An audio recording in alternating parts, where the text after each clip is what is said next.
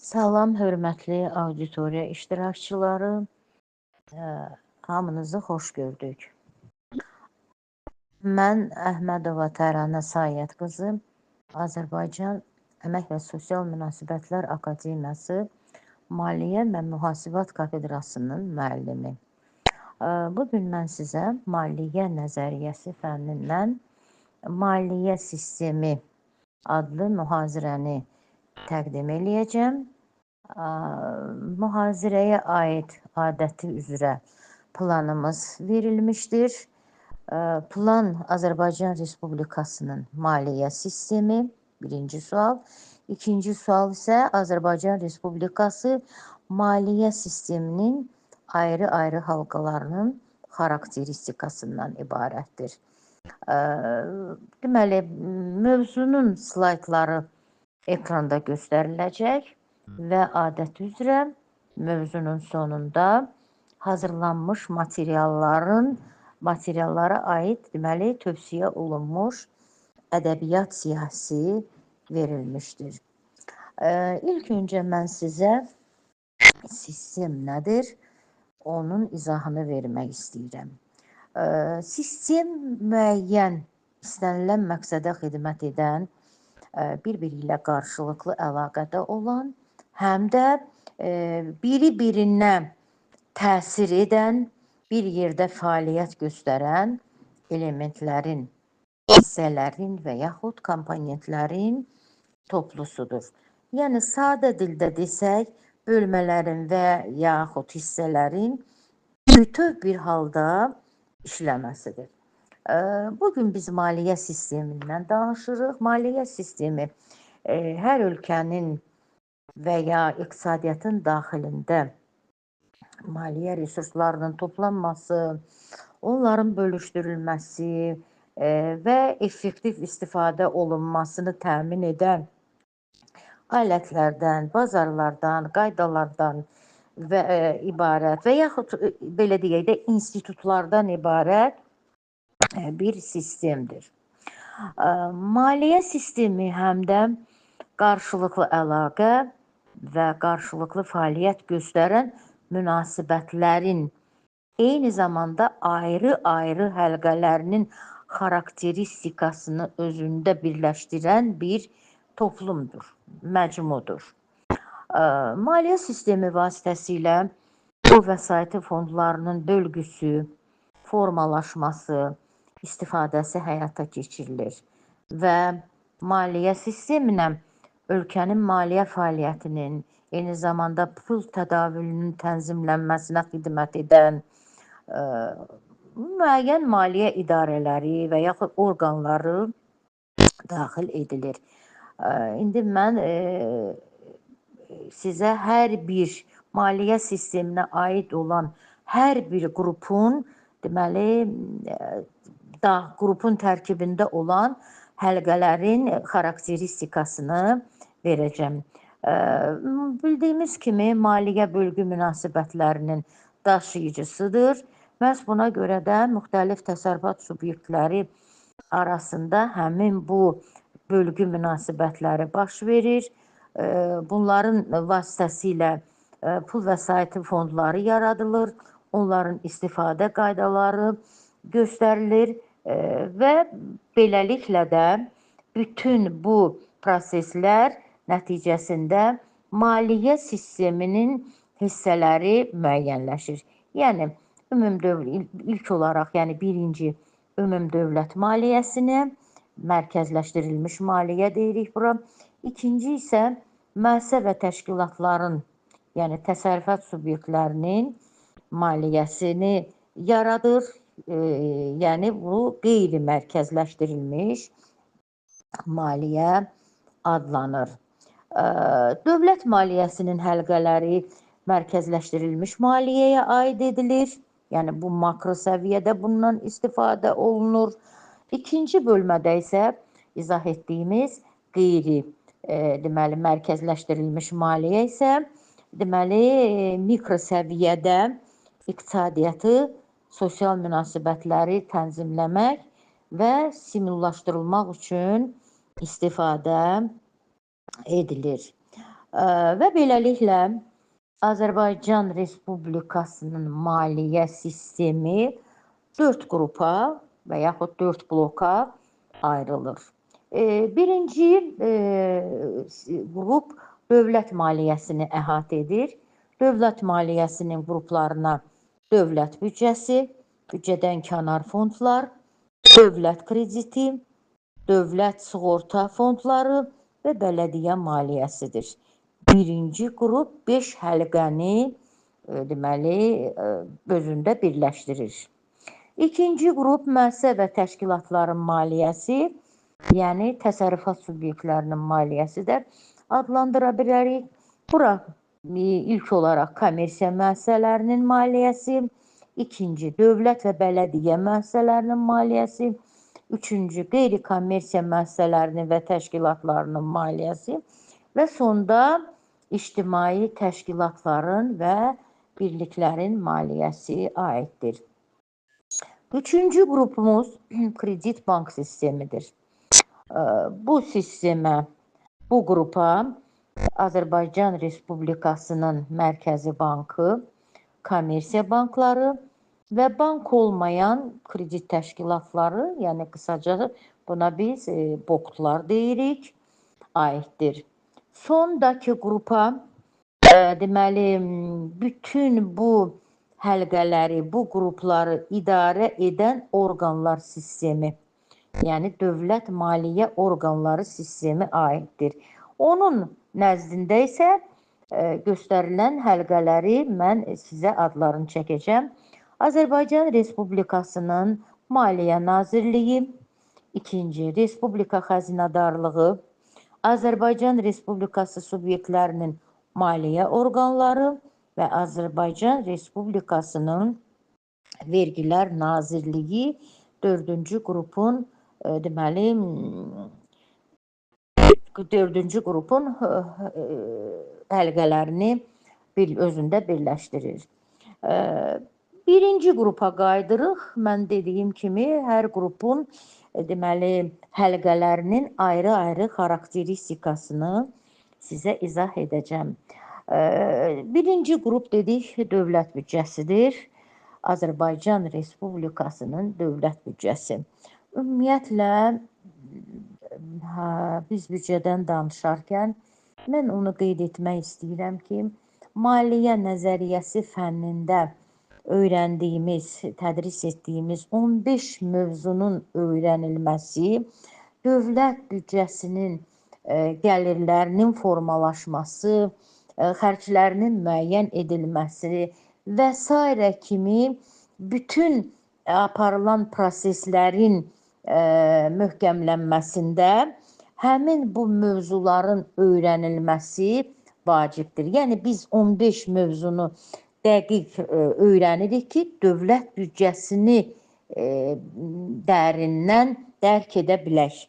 Yəni hər bir mövzunun öyrənilməsi dövlət büdcəsinin formalaşmasına təkan verən mövzulardır. Əgər sistemi bilməsək, iqtisadi mahiyyəti bilməsək, maliyyə nəzarətini bilməsək və dövlət büdcəsinin necə formalaşmasını, hansı funksiyaları yerinə yetirilməsini və yaxud büdcə quruculuğunu, büdcə sistemini, büdcə proseslərini biz belə tənzimləyə bilmərik, öyrənə bilmərik.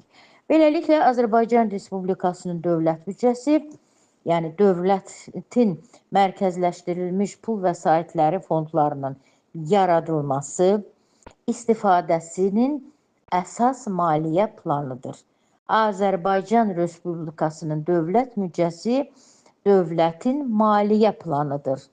Yəni, o dövlətin funksiyalarını yerinə yetirir və onunla əlaqədar olan xərclərin maliyyələşdirilməsini təmin edir və qeyd etmək istəyirəm ki, Azərbaycan Respublikasının büdcə sistemi hansı səviyyələrdən ibarətdir? İlk növbədə Azərbaycan Respublikasının dövlət büdcəsi, bələdiyyə büdcəsi və Naxçıvan Muxtar Respublikasının büdcələrindən ibarətdir. Dövlət büdcəsi haqqında qısaca məlumat bu qədər. Xarakteristikasını verəcəmdən sonra elə bil ikinci sual gəlir. İndi mənim danışığımı araya atarsan da ikinci suala, beləliklə ikinci suala deməli keçid alırıq, belə deyəcəm. Beləliklə ikinci suala keçid alırıq. Azərbaycan Respublikası maliyyə sisteminin deməli ayrı-ayrı halqalarının xarakteristikası. Birinci qrupda fəaliyyət göstərən, daha doğrusu ora aid olan ikinci həlqəmiz deməli büdcədən kənar məqsədli dövlət fondlarıdır. Büdcədən kənar dövlət fondları Azərbaycan Respublikasının müvafiq normativ hüquqi aktlarına əsasən dövlətə məxsusdur, lakin dövlətin büdcə sisteminə daxil olmayan maliyyə fondlarıdır. Yəni, dövlət büdcəsindən tamamilə kənarda formalaşır, dövlət büdcəsinə aid olmayan fondlardır. Onlar həm sosial, həm də iqtisadi xarakterli olurlar. Yəni, hər bir, belə deyək də, xarakterə malik olan fond təyinatlı şəkildə fəaliyyət göstərir. Onların yaradılmasında başlıca məqsəd əhaliyə sosial xidmətin genişləndirilməsi, geridə qalmış infrastruktur sahələrin inkişafının stimullaşdırılması, iqtisadiyyatın aparıcı sahələrinin əlavə vəsaitlə təmin edilməsi və s. ibarətdir. Büdcədən kənar fondlar dediyimiz kimi həm sosial, həm də iqtisadi xarakterə malikdir. Qeyd etmək lazımdır ki, istər sosial təyinatlı, istərsə iqtisadi təyinatlı fondlar müəyyən dövrlərdə yaradıla bilər və ləğv edilə bilər. Belə ki, Azərbaycan Respublikasında bu adlarını sadaladığımız büdcədən kənar fondların əksəriyyəti zamanla ləğv edilmiş və xüsusi təyinatlı büdcə fondlarına çevrilmişdir. Bütün büdcədən kənar dövlət fondlarının gəlirləri müəssisə, idarə və təşkilatların məcburi tədiyyələri hesabına əmələ gəlir. Büdcədən kənar dövlət fondlarının vəsaitlərinin xərclənməsi də eyni zamanda deməli məqsədli şəkildə Azərbaycan Maliyyə Nazirliyinin nəzdində baş dövlət xəzinədarlığının deməli nəzarətində olan fondlardır.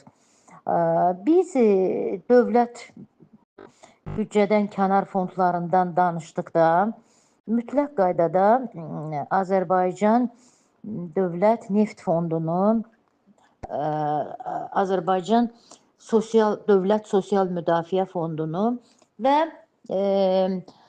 daha sonralar yaxın keçmişdə yaradılmış dövlət hesabına maliyyələşdirilmiş icbari tibbi sığorta fondunu misal gətirə bilərik. Hansı ki, maliyyə vəsaiti baxımından ən iri deməli fondlardır, ən iri vergi ödəyiciləridir.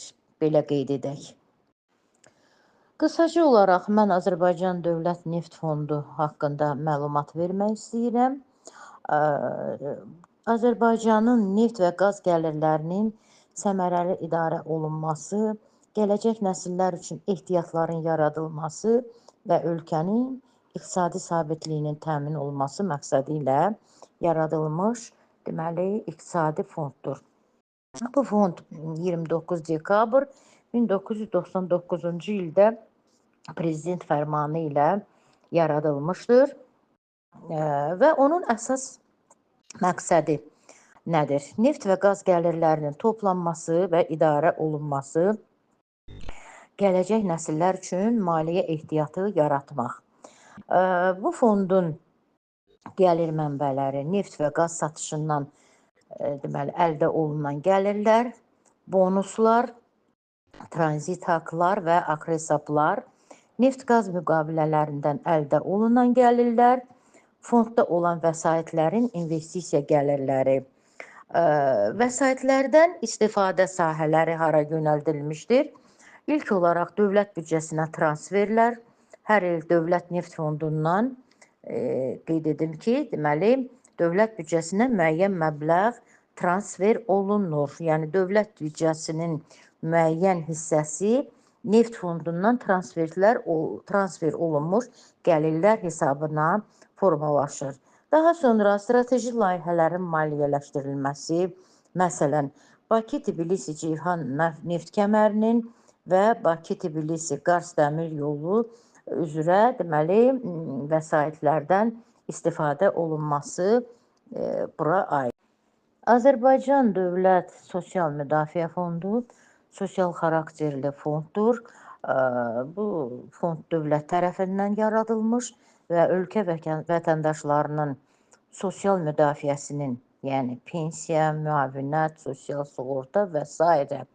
təmin olunması məqsədi ilə deməli fəaliyyət göstərən xüsusi bir fonddur. Daha sonra deməli mən İcbari Tibbi Sığorta Fondu ilə sizi deməli tanış etmək istəyirəm. Yəni dərsliklərdə hələ bu fond haqqında belə bir geniş məlumat verilməyibdir. Yəni son dərsliklərdə yəni onun yaradılması haqqında proqnozların verilməsi və s. qeyd olunub, amma artıq 2020-ci ildən bu fond ölkə üzrə tətbiqə görə tam şəkildə fəaliyyətə başlayıb. Onun deməli tam adı Azərbaycan Respublikasının İcbari Tibbi Sığorta və Dövlət Agentliyi kimi deməli qeyd olunmuşdur. Əsas məqsəd burada vətəndaşların tibbi xidmətlərinin çıxışını daha ədalətli, davamlı və geniş şəkildə maliyyə cəhətdən qorunmuş şəkildə təmin etməkdir. Yəni artıq insanlar dövlət tərəfindən müəyyən edilmiş tibbi xidmətlər paketindən pulsuz istifadə etmək imkanına malikdirlər və bu da bildiyimiz kimi İcbari Tibbi Sığorta Fondunda artıq mümkün olmuşdur. Bizim deməli məlumat verəcəyimiz daha sonraki həlqə deməli dövlət maliyyəsinin növbəti həlqəsi dövlət kreditidir. Dövlət krediti maliyyə sistemində xüsusi yer tutan ən aktual və qlobal sahələrdən biridir. Dövlət krediti öz xərclərini maliyyələşdirmək üçün dövlət tərəfindən əhalinin, müəssisə və təşkilatların müvəqqəti sərbəst pul vəsaitlərinin cəlb edərək formalaşır və kredit münasibətlərini əhatə edir. Dövlət krediti könüllü olaraq dövlət xəzinəsinə tədiyyələrin ödənilməsinə əsaslanır. Dövlət istiqrazlarını, pul lotereyalarını və digər qiymətli kağızları yerləşdirmək yolu ilə deməli cəlb olunur. Dövlət krediti eyni zamanda dövlətin xarici borcudur ki, bu halda dövlət xarici dövlətlərdən büdcə kəsirini örtmək üçün deməli bu kreditdən istifadə edir. Yəni dövlət krediti adından məlum olduğu kimi yalnız dövlətin belə deyək funksiyasını yerinə yetirərək Maliyyə Nazirliyi tərəfindən belə deyək əmr edilmiş Mərkəzi Bankın vasitəsilə dövlətlərə borc vermək, yəni kredit şəklində borc verməyi təmin edən bir kredit formasıdır. Yalnız dövlət məqsədlərini güdən. Burada əsas məqsəd büdcə kəsirinin örtülməsi üçün istifadə olunmaqdır. Yəni büdcə kəsirinin istifadə olunmasında dövlət kreditindən yalnız və yalnız dövlət kreditindən istifadə edilir. Yəni dövlətlər bir-birinə kredit verməklə büdcə kəsirinin maliyyələşdirilməsini təmin edirlər və dediyimiz kimi borc qiymətli kağızlar yerləşdirmək yolu ilə deməli bu proses başa çatır. Dövlət maliyyəsinin tərkib hissələrindən biri də növbəti həlqəmiz sığorta fondudur. Sığorta fondu təbii fəlakətlər, bədbəxt hadisələrdən dəyən zərərlərin ödənilməsini təmin edir və onların qarşısının alınması üzrə tədbirlərin həyata keçirilməsinə yardım edir. Növbəti həlqə, maliyyə sisteminin növbəti sferası təsərrüfat subyektlərinin, yəni müxtəlif mülkiyyət formalı müəssisə və təşkilatların maliyyəsidir. Müəssisə və təşkilatlar ictimai tələbatı ödəmək məqsədi ilə məhsul istehsal edir, iş görür, xidmət göstərir və bunun üçün də qanunla müəyyən edilmiş qaydada yaradılmış müstəqil deməli təsərrüfat subyekti adını daşıyır, eyni zamanda hüquqi şəxsdir. Yəni müəssisənin tərifi məhz bundan ibarətdir ki, iş görmək, xidmət göstərmək, istehsal etmək və sairə işləri görmək. Müəssisə və təşkilatların gəlirlərinin əsas hissəsi formalaşır, deməli müəssisələrdə formalaşır və onlardan sonralar müxtəlif kanallar vasitəsilə bölüşdürülmə funksiyası həyata keçirilir. Burada biz təsərrüfat subyektlərinin maliyyəsindən danışarkən, deməli aşağıdakı həlqələrin də adını çəkməliyik. İctimai təşkilatların, birliklərin maliyyəsi, bələdiyyə müəssisələrinin maliyyəsi, qeyri-kommersiya fəaliyyəti ilə məşğul olan müəssisələrin maliyyəsi, sonra kommersiya əsasında fəaliyyət göstərən deməli müəssisələrin maliyyəsinin deməli qeyd edə bilərik. Müəssisələrin maliyyəsi mikroiqtisadiyyatın əsasını təşkil edir. Dediyimiz kimi müəssisələrin maliyyəsi məhz deməli vəsaitlərin formalaşması mikro deməli səviyyədə müəssisələrdə formalaşır. Daha sonra toplum şəklində mərkəzləşmiş maliyyəyə çevrilir, yəni dövlət büdcəsinə yönəldilir. Maliyyə resurslarının əksəriyyət hissəsi məhz deməli müəssisələrdə formalaşır. Maliyyə sisteminin ümumi durumu isə müəssisənin maliyyə vəsaitindən bilavasitə asılıdır. Onlar həm maddi, əmək və maliyyə resurslarının deməli dəyərcə qiymətləndirilməsini, idarə edilməsini, onların balanslaşdırılmasını təmin edir. Müəssisələrin mənfəəti isə bütün səviyyəli büdcələrin gəlirlərinin formalaşmasında həlledici rol oynayır. Büdcədən sosial sferanın, iqtisadiyyatın, investisiya proqramının, müdafiənin, ekologiyanın və sairə sahələrin maliyyələşdirilməsi təmin edilir. Bizim üçüncü deməli qrupumuz kredit bank sistemindən ibarətdir və onun tərkibini mən indi sizə sadalayım. Birinci həlqəmiz Azərbaycan Respublikasının Mərkəzi Bankıdır. İkinci həlqə kommersiya banklarıdır. Üçüncü həlqəyə isə bank olmayan kredit təşkilatları və institutları daxildir. Azərbaycan Respublikasının Mərkəzi Bankı 2009-cu ildə adı dəyişdirilərək Milli Bank, Azərbaycan Respublikasının Milli Bankından deməli Mərkəzi Bankı ilə adı ilə əvəz olunmuşdur. Hal-hazırda bankın sədri Taleh Kazımovdur.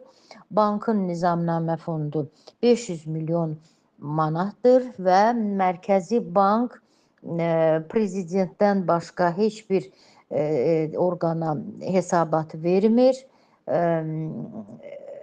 və vergi ödəyicisi deyildir, vergilərdən azaddır.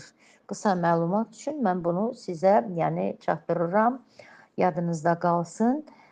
İkinci deməli həlqəmiz kommersiya banklarıdır. Hal-hazırda Azərbaycanda 20-dən çox kommersiya bankları fəaliyyət göstərir və nəzərinizə çatdırım ki, kommersiya banklarının açılması üçün hər yeni açılmış bank üçün nizamnamə fondu 50 milyon manat təşkil edilmişdir və bu deməli vəsaitin həcmi Mərkəzi Bank tərəfindən təyin olunmuşdur. Hal-hazırda Azərbaycanda 20-dən çox kommersiya bankı fəaliyyət göstərir və bu banklar arasında qarışıq mülkiyyətli banklar səhmlərinin bir hissəsi dövlətə, digər hissəsi isə səhmdarlara deməli aid olan Beynəlxalq Bankı, Turan Bankı deməli göstərə bilərik. Kommersiya banklarının əsas funksiyası əhalini kreditlə təmin etmək, hesabların açılması, hesablaşmaların aparılması və sair bank xidmətlərinin göstərilməsidir. Hal-hazırda siz bilirsiniz ki, bank sistemində ənənəvi bank sistemindən ayrılaraq elektron deməli bankçılıq fəaliyyət göstərir və elektron bankçılığın əhaliyə xidmət göstərilməsində bir sıra əhali tərəfindən müsbət qarşılanan xidmət növləri vardır ki, hər biriniz, mən belə deyərdim, hər tələbə hətta bu xidmət növlərindən geniş istifadə edirlər. Bank kartlarından və ticarət alış-veriş müəssisələrində, mağazalarda alış-veriş zamanı keşbek xidmətindən və s. deməli xidmətlərdən yararlanırlar. Bank olmayan kredit təşkilatları haqqında da bir qədər məlumat verək. BOKT-lar deyirlər bunlara. Bunların nizamnamə fondu 300 min manatdır və bu banklar geniş bank xidmətlərindən, BOKT-lar daha doğrusu, geniş bank xidmətlərindən istifadə etmirlər. Yəni xidmətlər siyahısı BOKT-larda çox geniş deyildir. Sonraki dövlət maliyyə sistemi orqanları